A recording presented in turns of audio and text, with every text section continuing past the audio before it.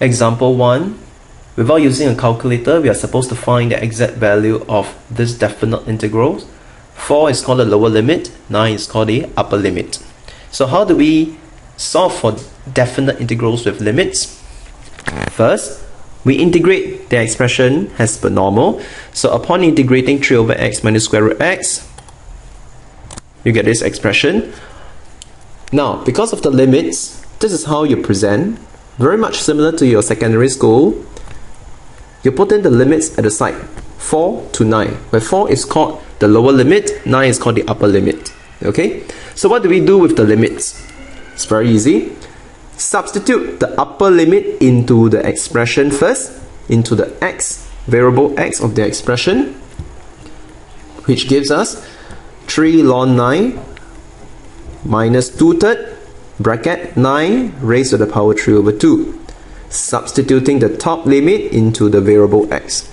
After which, you take the entire value minus, you substitute the lower limit into the variable x of the expression, which gives us 3 ln 4 minus 2/3 4 to the power 3 over 2. Okay, so this is how you deal with limits. Very much similar to your secondary school A Maths. So after which, all you need to do is just to simplify the expression, okay, using laws of logarithm and some simplification here. And then you give your final answer in simplified form. Now note that this question say find the exact value. That is why I leave my answer as such. In exact form, I did not use calculator to evaluate ln 3 over 2. Alright, so this is how you make use of limits. How you can deal with limits. So let us take a look at the second example. To integrate this expression, this integrand, with lower limit 0, upper limit square root 2. So let us see. First, of course, we integrate this expression as per normal. So if you realize that this is actually one of the special forms, which we can make use of the formulas from MF15. So in fact, this integrand can be rewritten as integrating 1 over square root 2 bracket square plus square root 3t bracket square dt from 0 lower limit to square root 2 upper limit. So of course this one, after integrating, will give me this expression 1 over a tangent inverse tangent inverse of this expression over a, not forgetting to divide by the coefficient of t. Now, because there are limits, so please remember to put in the limits. How to put in? We present it in this manner. Put a square bracket with the lower and upper limit on the right hand side of the square bracket. So what do we do with the limits? First, substitute the upper limit into the variable t in the expression. So what do we get? Square root 3 times square root 2 will give us square root 6. Tangent inverse. Substitute square root 2 into the t, we get this. So this is the value we obtained by substituting the upper limit. Now we minus the exact same expression, and now we will substitute 0 into the variable in the expression. So we get square root 3 times 0 divided by square root 2. Alright, so this is how you deal with limits. Next, all we need to do is to simplify. This expression, you realize the square root 2 you can divide. You get tangent inverse square root 3. And over here, very nicely, you get tangent inverse 0.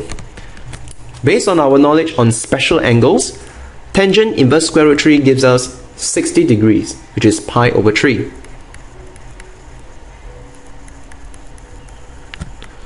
While tangent inverse 0 gives us 0. So this expression, this value here is 0. Simplifying, you just get pi over 3 square root 6. This is my final answer, and I will leave it in the exact form because I am not allowed to use calculator. Leave my answer in the exact form as required by the question. So this is how you deal with definite integrals, which simply refers to integration problems with limits.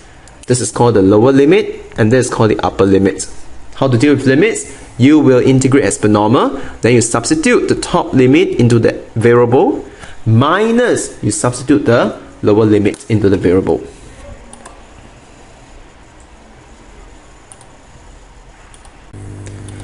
Now we've seen from this example how we can evaluate definite integrals, meaning integration problems with limits, a lower limit and upper limit. Now we can actually also use a calculator, in fact our GC, to double check whether the numerical answer obtained for your definite integrals is correct or not.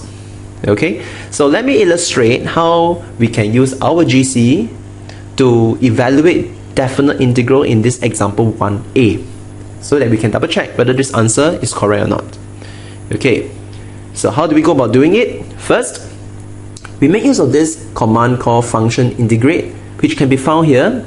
Click alpha, window, which are the functions under F2. You will see this box. Click number 4, function integrate bracket. Very nicely, you'll be given an integration template to fill in. So really, all we need to do is to fill in accordingly the lower limit, which is 4 over here, upper limit 9, and we will key in the integrand, which refers to the expression to be integrated. In this case, it's 3 over x minus square root x. Now, in using this function, you will also need to key in the variable in which you are integrating with respect to. And in this case, it is the variable x that you are integrating with respect to. So key in x accordingly. Now, all we need to do, press enter.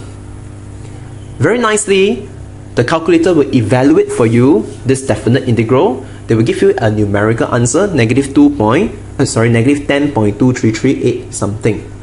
Now, if you observe carefully, GC only allows us to obtain a numerical answer, okay?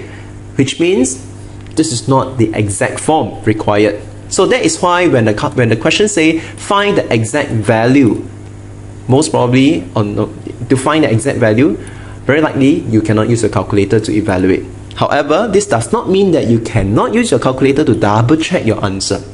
Okay, let us double check if my original integral is correct. So the answer I obtained previously is 6 bracket ln 1.5